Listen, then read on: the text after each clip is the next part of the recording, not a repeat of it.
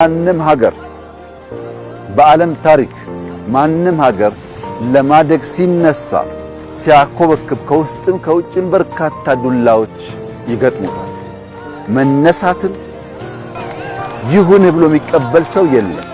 ሊነሳ የወደደ ሊነሳ የፈቀደ የጨከነ ግን ጆሮውን ደፍኖ አይኑን ከዓላማው ከፍላጎቱ ከራእዩ ሳይነቅል ተክቶ ከሰራ ካለምንም ጥርጥር ያሳካዋል።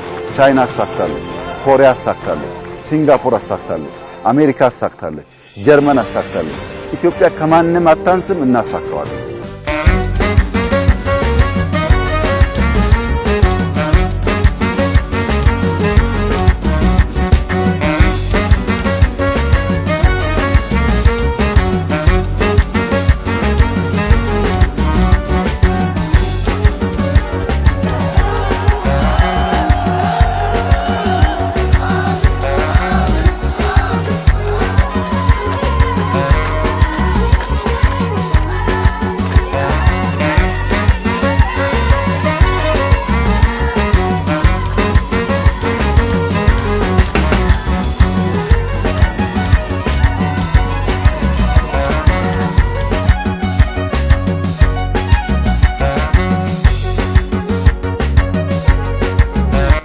አሁን መለስተኛ ግድቦች እየገደብን በካናል በበጋ ስንዴ የጀመርነውን ስራ ከጀመርን በኋላ በዚህ አካባቢ ወደ 1000 ሄክታር ገደማ ታርሷል። አሁን በጣም የሚያስደንቀው የዛሬ 3-4 ዓመት እዚህ አካባቢ ወደ 1.1 ሚሊዮን የሚጠጋ ህዝብ በሴፍቲኔት ይኖር ነበር። አሁን 74% ነፃ ወጥቷል።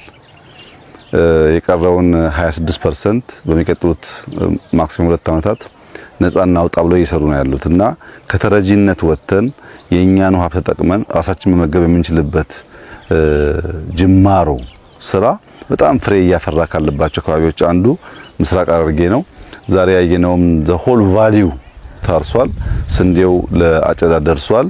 ይሄ በጣም ተስፋ ሰጪ ጅማሮ ነው። ይሄ የሚያሳየው በሀገር ደረጃ ሊታረሱ የሚችሉ ጎርጆች የተደበቁ ቦታዎች እንዳሉና እነዚያን ቦታዎች በተቻለ መጠን ውሃ አድርሰን ብናርስ በአመት 2-3 ማምረት የሚያስችል አቅም እንደምንፈጥር ያላየናቸው የተወናቸውን ቦታዎች ማስታወስ መሬት ጦም ማደር የለበትም ብለን አስበን የጀመርነው ስራ እያስገኘ ያለው ፍሬ በጣም ተስፋ ሰጪ ስለሆነ ሁሉም አካባቢ ከዚህ ተምሮ በዚሁ አግባብ አሲዳማ መሬቶችን በማከም የተረሱ ቦታዎችን መልሶ በመጠቀም ክረምት ከበጋ በማረስ በምግብ ሉዓላዊነት የማረጋገጥ ተግባራችን ተጠናክሮ እንዲቀጥል አደራ ማለት እፈልጋለሁ። ዛሬ በዚህ አካባቢ ያየሁት ስራ በጣም ተስፋ ሰጥቶኛል። ምክንያቱም ሰፈሩ እርሻ አያውቅም፣ በተረጂነት የሚኖር ነበር።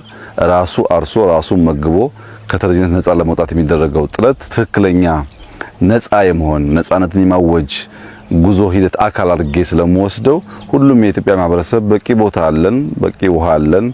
መትጋት መስራት ማየት ከቻል ኢትዮጵያ መርዳት የሚገባት ሀገር አይደለችም። ራሷን መገብ ትችላለች። ይህንን ስራ አጠናክረን እንድንቀጥል አደራ ማለት እፈልጋለሁ።